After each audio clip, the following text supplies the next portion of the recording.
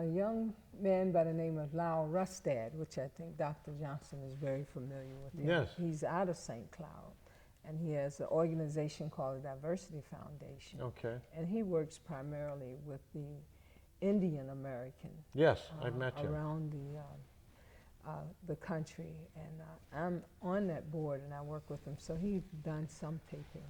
As you mentioned him, I interviewed him. He knew Rosa Parks. Okay, that's right. Yeah, yeah, he did. He was actually So worked with him. there's a circle of life someplace in all of this. As we're talking, you know, and you wish to talk about some of the benefits of the program, things that you've seen. I don't want to skirt the issue of this is this program that you have been running since 1993. The funding has come mainly from where? Well, pretty well much. It's a 501c3 nonprofit. Yes. I've never had a major grant or anything like that.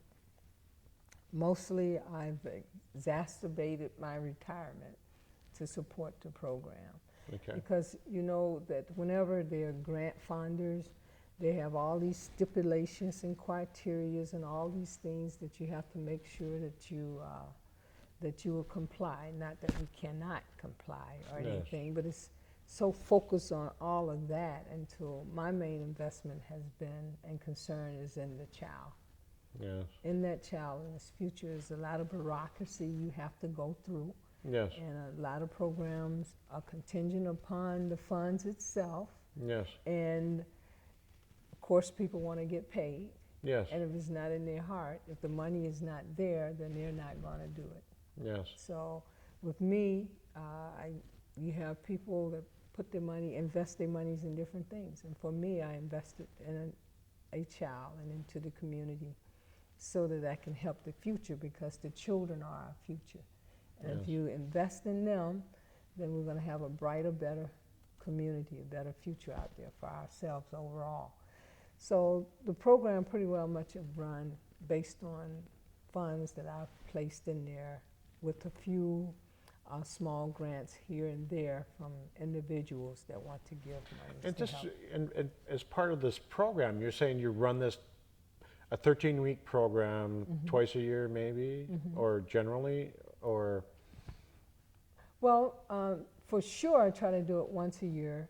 We try to run dual programs. For the last year and a half or so, we've run it in St. Cloud and St. Paul, so we reach the communities that's outside of the metropolitan area, as well as here within the city area, the Twin Cities.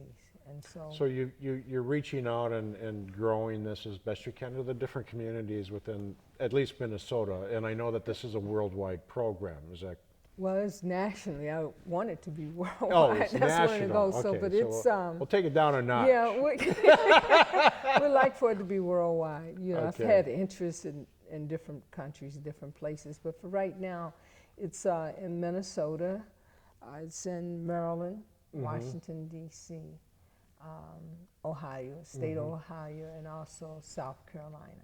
Okay. And the reason why I picked those states, because at the time, the high school dropout was pretty high for a certain group of people, especially African American males, was pretty high in those areas. And so I knew of the impact of YIAA and what it had in the community.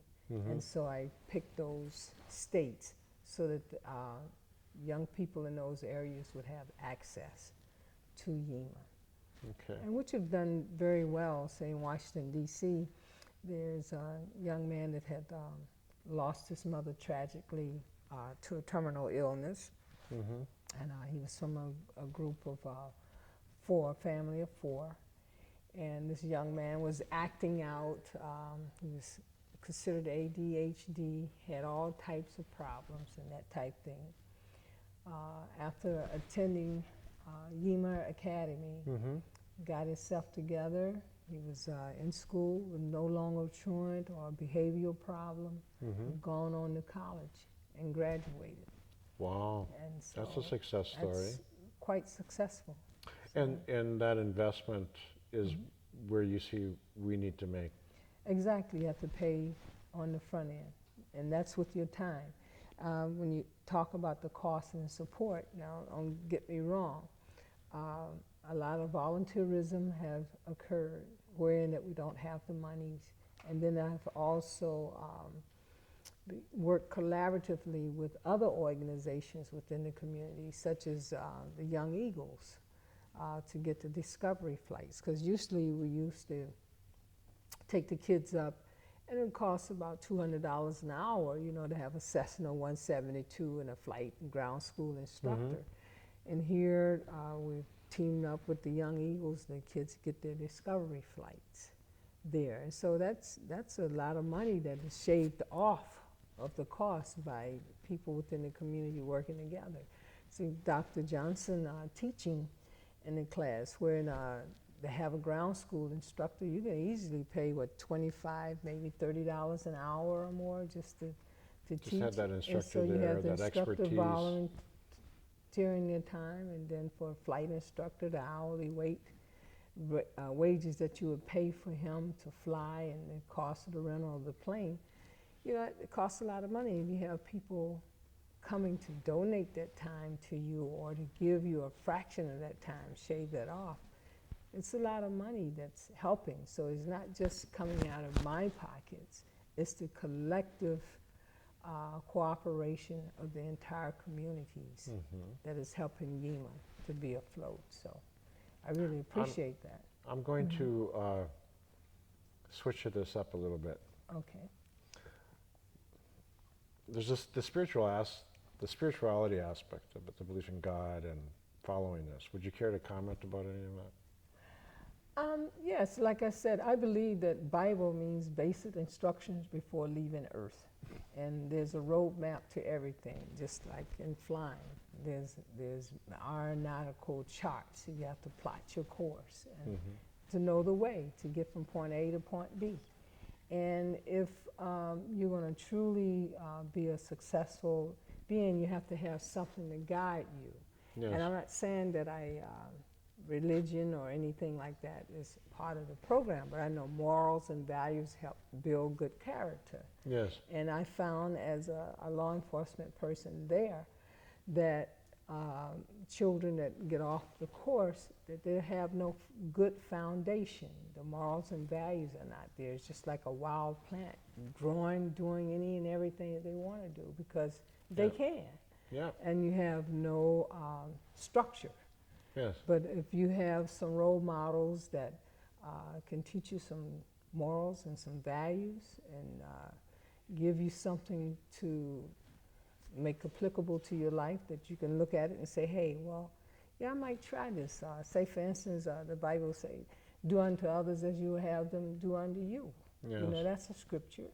You know, you don't want someone to come and steal your stuff, hit you in the head, and treat you really bad. Yeah.